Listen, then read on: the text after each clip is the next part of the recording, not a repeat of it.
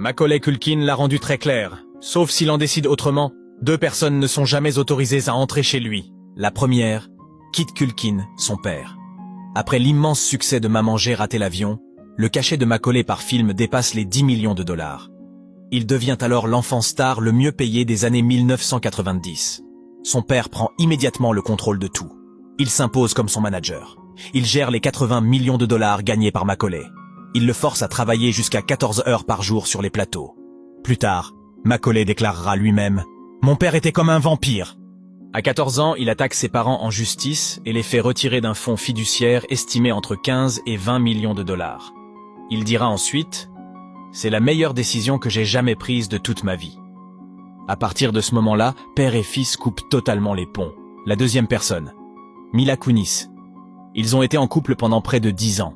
Ils ont commencé à se fréquenter à l'adolescence. Pour elle, Macaulay a refusé plus de 200 opportunités professionnelles, dont au moins une qui lui aurait rapporté entre 5 et 6 millions de dollars. Il choisit de s'éloigner d'Hollywood et de mener une vie normale. Mais après leur rupture, Mila revient très vite sur le devant de la scène. Black Swan et Ted sortent coup sur coup.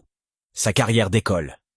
Pendant ce temps, Macaulay vit reclus à Paris pendant des années et disparaît presque totalement de l'industrie. Plus brutal encore, Mila déclarera plus tard une chose très claire. Macaulay a choisi un chemin de vie complètement différent.